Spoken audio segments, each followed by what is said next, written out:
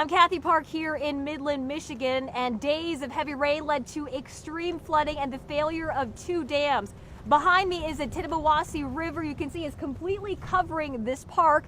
Thousands of people have been told to evacuate. The governor declared a state of emergency. The National Guard is also here in the area to help. Coming up on Nightly News, we'll have much more on this crisis in the middle of a coronavirus pandemic. Sanford, Michigan.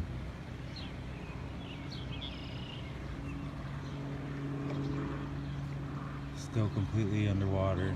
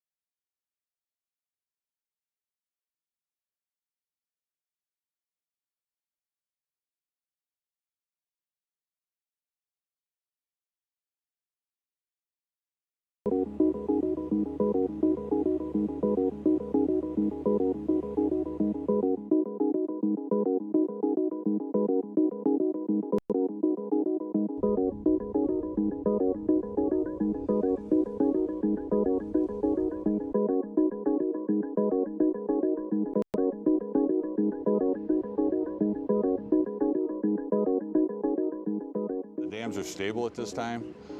We're just waiting for the water to crest. We're assessing what damages we have, and we have been assisting people with sheltering.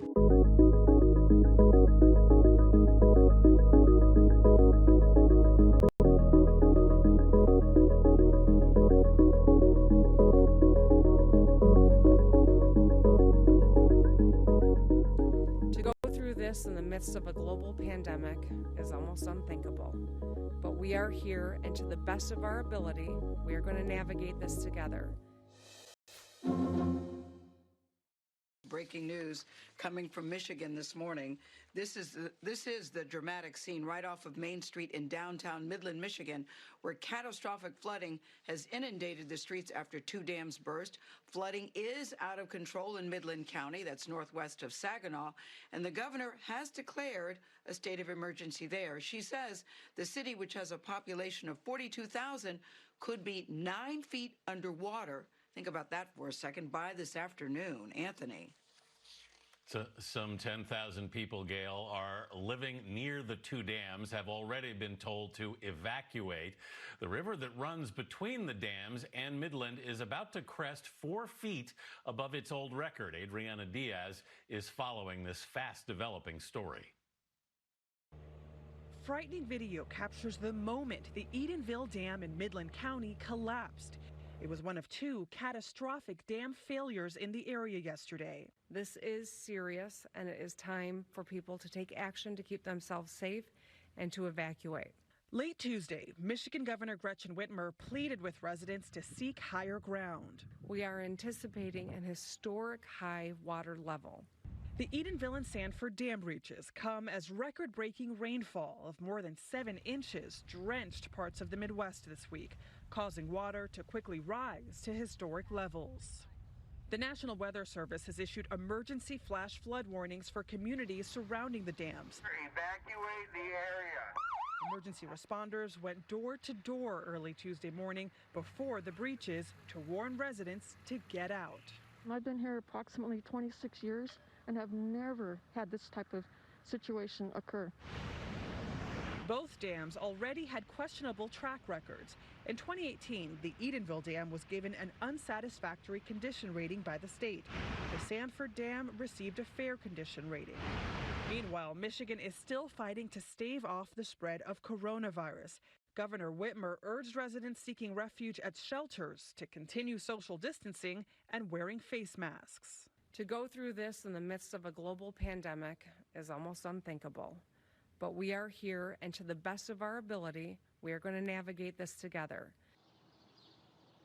Now, this comes as parts of Michigan are set to reopen as soon as Friday. So the state is dealing with two major challenges: managing those reopenings and assessing the damage from the dam failures. Tony? Adriana, thank you very much. Let's get to Midland, Michigan City Manager Brad Kay. He joins us now. Brad, we just heard that parts of your area could be 9 feet underwater by this afternoon. You're there right now. What are you seeing? What are you hearing? We're hearing a lot of that, exactly. We live in a river valley in Midland. We're used to river floods, but this is something that we've never experienced before. We've already exceeded the highest record level floods we ever had, and we are looking to continue probably about another 4, as many as 8 feet of water coming through our city within the next few hours. We saw some footage there of first responders in your area going door to door asking people to evacuate, but those evacuation orders are not mandatory. So what's your message to people this morning who may not be heeding the warning? The message is take it seriously. This is an important flood. It's a serious flood. It damages property. It will damage property, and it seriously risks lives.